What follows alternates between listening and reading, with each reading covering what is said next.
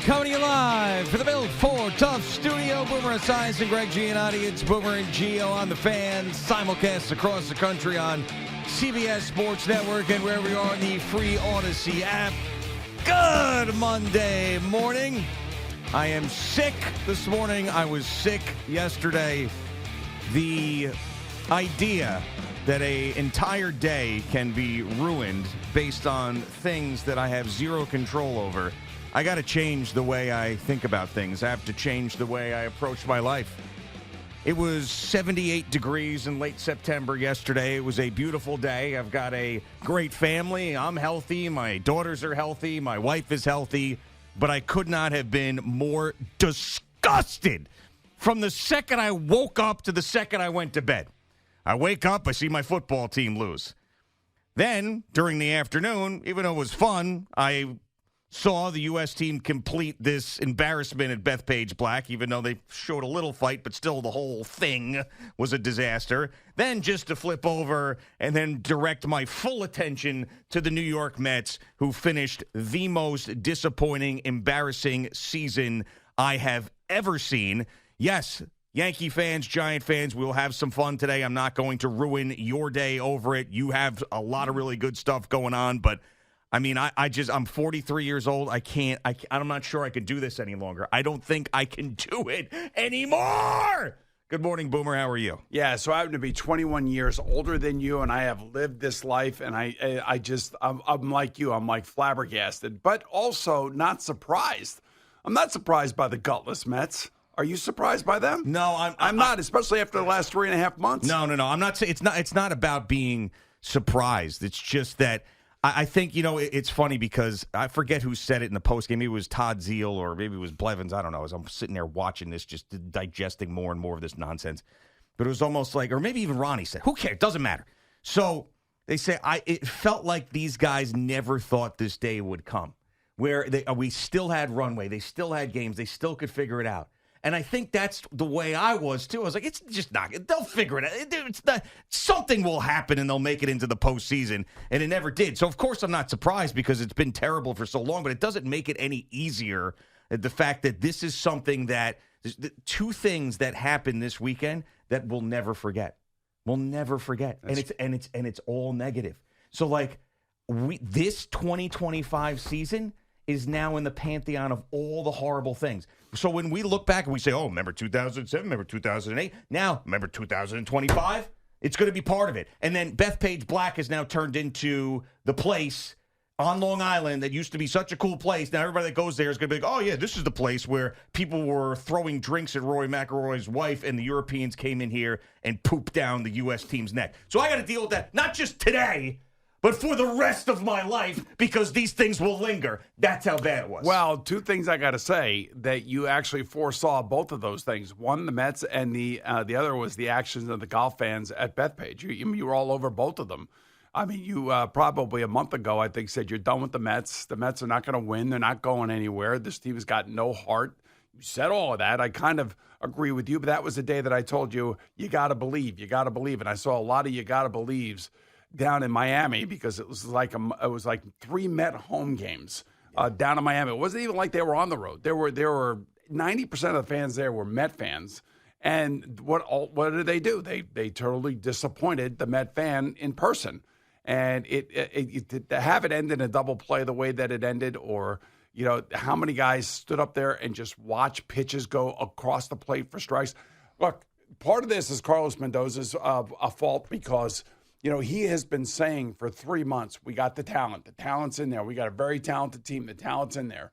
And, he did come after the game was over yesterday. He did say that it's on me. I'm the manager. And, he kept saying the same thing over and over and over for 3 months, and nothing ever changed. They had 7-game losing streaks. They lost their pitchers. Even when they brought young pitchers up that gave a little juice to the team, they couldn't hit in key spots. They couldn't come through in key spots. I don't know how many times, whether it be Francisco Alvarez, Jeff McNeil, Brandon Nimmo, Pete Alonso, Juan Soto in this game. I mean, it was just over and over and over again. And look, to me, last year they were a team. They came together as a team, and maybe it was a lot to do with the oh my God, the grimace, whatever it was. But it was a very likable team. It came together. This team that has $425 million invested into it. And how do I come up with that number? Well, that's the payroll plus the amount of luxury tax that Steve Cohen has to pay for this team. He paid essentially almost $500 million to have this team. The fans showed up. The players did not. I'm sorry. And he probably made it, and he and David Stearns probably made it great for these players, whether they give Juan Soto a box or $765 million or probably first-class travel, probably took care of the locker rooms, made everything super easy for these players. And this is how they turned around and rewarded him. So David Stearns is going to talk to the media today. I don't normally sit here and start screaming about firing coaches, except when it comes to the Rangers, and I can tell when the Rangers quit on their coach like they did last year. This team never listened to their manager. I don't care how nice a guy he is. I don't care how great he is. They have to get somebody in here who actually has some, red ass in him to get whoever is going to be still here playing at a level that is expected of them. And I would imagine that they're going to move away from Jeff McNeil. I would imagine they're going to move away from Pete Alonso. I would imagine there's going to be a number of guys on that pitching staff that are not going to be back here next year because the younger players are going to take their spot. And I'm just going to tell you that when David Stearns meet the media today, we're going to find out a lot about, these disastrous moves at the trade deadline, which we thought were going to make a difference. They did not make a difference. This team just had a losing DNA all year long. Well, I wouldn't say all year long, but from the middle of June on, something happened with this team where they just thought they could mail it in, where they had all the talent in the world. They had Juan Soto. They had Francisco Lindor. They had Pete Alonso. They had all these guys. They had Sean Manaea. These guys were going to be great. David Peterson was going to be great. You know what?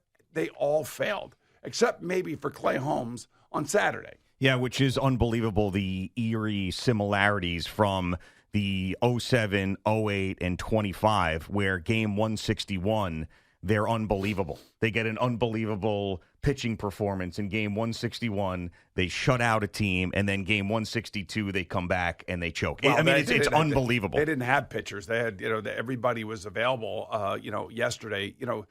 Here's the other thing. So the Dodgers spent, when you take into account tax, probably $515 to $20 million. So they're over $500 million invested in their team. The Mets almost have $500 million invested in their team.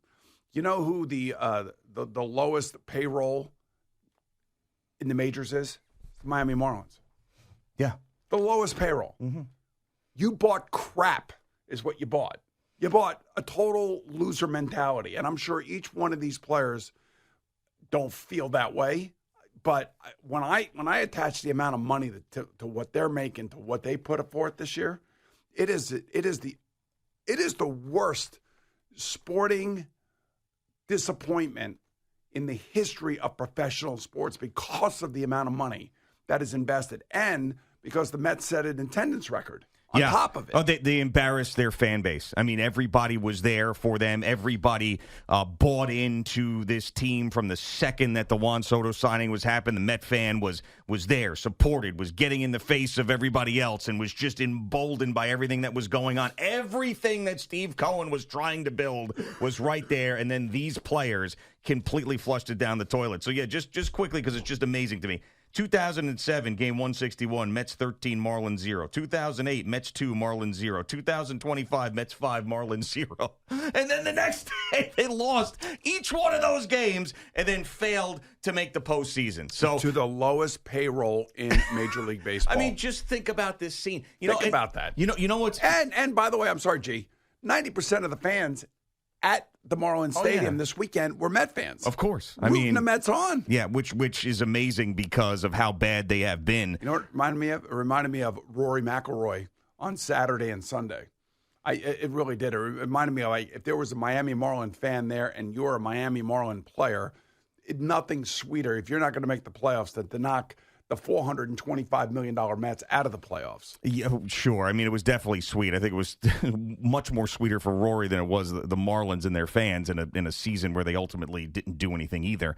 Where Rory, of course, has another opportunity to hoist the Ryder Cup. But anyway, I had to question, and I was watching them, clean up their stuff and listen to them after the game. Like, I had to question, how much did it hurt some of those guys? I know I'm not saying all of them, but some of them. Like, was there a sense of relief with some of these guys that it was over and they didn't have to answer any questions about this? Or were there some of them in there that, definitely a guy like Brandon Nimmo, I know it makes him absolutely ill what happened. There's few guys in there who will never question their passion. But there's some other guys I'm just looking at them like, I wonder if this even means a thing to them right now. Can you tell me who the guy is? And I can probably sit here and say, you know what? I agree with you or disagree with you. Is Juan Soto happy that the season's over? Honestly.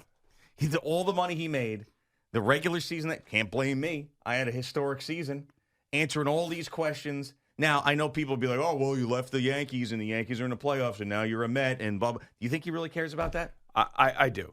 I have to say I do. Okay. For him and Lindor, I believe. Oh, Lindor has no way. I 100% believe that he's bothered I think by they are just absolutely befuddled and besides themselves, and unfortunately he hits in a double play to lose the game and end the season on that note is really just awful. We'll hear about it next year when they come back to spring training. Last year was an awful season, bad memories. We had to flush them down, and also you're going to hear all that crap. Interestingly enough, David Stearns didn't sign all these guys. He did sign a bunch of them, but didn't sign all of them. Some of them were here he inherited that he's going to have to get rid of. He's just going to have to get rid of because whatever it is, I don't know. I just never. Last year, the team came together, and when Julio Iglesias was here, Jose Iglesias was here, Julio. Jose Iglesias was here with the Padres about a week ago, and he talked about the team, like that last year's team compared to this year's team. Now, obviously, he's not on this year's team, but by the way, he's going to the playoffs again because he's a very likable player. And I understand that the Mets wanted to get some younger players in the lineup, and that's more of a David Stearns and baseball ops decision than it is an ownership decision. Because I believe if you ask the owners, they probably would have wanted him back because they gave him the OMG necklace and they treated him like gold. And unfortunately, they didn't want to bring him back because they wanted to play the younger guys, which I think all of us understand the team's got to get younger and they have to play younger players. But we also understand that when you watch these younger players, you realize that some are just not ready for prime time yet, whether it be in the field or in the batter's box. And I swear to God, if Ronnie Mauricio is up at bat another time in the eighth inning with the chance to win the game or tie the game, I don't. It seemed like the last couple of weeks, it always found that spot seemed to find him a lot. Yeah, the defense totally collapsed with the team in the last few weeks, actually months. Obviously, we know what happened with the pitching, and it was a domino effect. The offense was so unbelievably inconsistent, and that's really what it was that made us not believe was that if it wasn't one thing, it was the other. And now what I'm really curious about is how far away does David Stearns get from the philosophy that has built these winning teams he's had in the past, that has gotten him this job, which has made everybody say he's boy genius, all of these things. Does he do the same thing with the starting rotation and not invest money into it like we would like to see him do? He may not have to. He may not have to because he has two guys I think that they're going to pencil in as starters at least next year. I don't think Jonah Tong is going to be here yet. That's two. They used 40 some odd goddamn pitchers. Well, they had year. a lot of injuries. There's no question about that. But his trade deadline deals didn't work out either. Yeah. And when Tyrone Taylor came back, he actually was the best center fielder we had all season long. And he was the one that they were trying to replace because he was the ultimate, the hole in the lineup was center field. And I can't blame him for the Helsley deal. I can't. Everybody lauded that deal. He came here and he was awful. I don't. And that's where it's like, okay, is that Jeremy Hefner? Is that Carlos Mendoza? I'm not sure. But I did see that Andy Martino put out yesterday that Carlos Mendoza is safe. There is no intention that Steve Cohen and David Stearns want to move on from Carlos Mendoza. My question is what? Can you come back from something like this? That's my point is like, he's a nice guy. We both like him, but man, this obviously over and over. And again, these managers talk too much. They have to talk too much. And I've said this since I've taken this radio station and this job. I basically have said that they talk way too much. They should talk maybe twice a week as opposed to twice a day. And the reoccurring theme from him was, well, we got the talent. We got the talent. I mean, I want to know what kind of conversations are you having with that talent to get the most out of that talent. And I guess when you look at the numbers for Pete Alonso and Francisco Lindor and Juan Soto, you could sit there offensively and say, well, overall the numbers are great. Yeah. But what does it mean? What does it mean? It doesn't mean anything. I mean, if it doesn't happen when it's supposed to happen, when it needs to happen, and I'll give you a total, 180 of that, and that is the Yankees. The Yankees, we looked at their schedule a month ago, said, look what they have at the end of this season. They're going to go on a winning streak, and they're going to take care of business, and they're going to be led by the MVP of the AL. Listen, to no fault that's of their exactly what happened. Yeah, to no fault of their own, they weren't able to win the division, and the Blue Jays got ahead of them, were able to hold them off. I mean, that's really the only thing that you wanted to see. But who knows? I mean, maybe this wild card series against the Red Sox propels them, stay hot, keep playing. Maybe that ends up being a beneficial thing. But all the credit in the world to Aaron Boone, Aaron Judge. I mean, this group of guys that had their ups and downs, their valleys this year that were ugly, and were able to battle through it and not be overcome by the sea of negativity like the Mets were, that could never end up coming up for air where the Yankees did. Now, you can't lose to the Red Sox. That changes everything. We know that, and that starts tomorrow. But as we sit here today, if you're a Yankee fan, you're completely proud of your team in that group, where you are so disappointed, so disgusted, so downtrodden. If you were a Mets fan, it's the complete opposite. Well, I mean, there is no question in my mind that the Yankees have the unquestioned AL MVP. There's no debate about him and Cal Raleigh. I'm sorry, there's just none. It's over with. He's the MVP. He's the ultimate leader. He's the guy that stood fast and stood tall in front of everybody, and he led this team. And, that's what leaders do. He's a winning player. I hope he has a great playoff. I really, really want him to do well. And all I could say is I wish he were on our team. That's the difference. That team seemed to be close. The Yankees actually have a very likable team. Yeah, of course they do. And in the face of all of this stuff with Anthony Volpe and everything else that went on this year, and the slings and arrows being, shot at Aaron Boone and Brian Cashman, I mean, They're locked and loaded. They're ready to rock and roll. They are, and the Yankee fans should be very confident going into the postseason. There's no reason not to be. It will be exciting. It'll be great. It's the Red Sox. Just that is awesome, and that's why. Listen, I'm fully aware. I'm not trying to be a wet blanket today. The Giants fans got to be thrilled. The Yankees fans got to be thrilled. We're going to talk about those teams. Okay, Daddy. We're going to talk about those teams. There will be some positivity amongst all of this mess. And by the way, Yankees fans, we're giving away Yankees Red Sox tickets to Game 1 a little bit later today. So I'll tell you what hour. We're not telling what hour. We're just going to say you got to hang around. That says Evan and Tiki will have a pair today. Oh, we sorry. have a pair tomorrow. Sorry. Okay, there we go. I should have pre-read that as opposed to going on the air with it. So Evan and Tiki will have a pair you later. Spoke no falsehoods. You said later. Yeah, okay. I said later today. We would, but it's Evan and Tiki. So And Evan we'll have one Royal tomorrow. Yeah. We'll have ones tomorrow. We'll have ones tomorrow. So Evan and Tiki today, us tomorrow. I feel, I have to say, I know we haven't talked. You mentioned the Vikings. I know that. You've mentioned the Mets. I know that. You've mentioned Beth Page. I know that. I just want to say one thing that I feel like for the first 20 minutes of this show, you've been wallowing. I'm totally You've been wallowing like in this depth of depression. It's as bad as it gets. I mean, it really is. I mean, as from morning to night, it was just one after another after another. I mean, think about it. Aaron Rodgers smiling, beating the Vikings in Ireland, then into Shane Lowry doing a dance on 18 at Bethpage, to those guys, basically embarrassing us with winning, and we embarrassed ourselves with not being classy. It's just unbelievable. And then, of course, the Mets. And as I said, it's not just today. This lingers. This is not a move on thing. This is forever. a reference point with the Ryder Cup, Long Island fans, Bethpage Black, and the New York Mets. Forever, this will be referenced. And I have personal connections to two of those things that go deep and are passionate. And I had nothing to do with it, but I'm embarrassed. I'm by proxy embarrassed.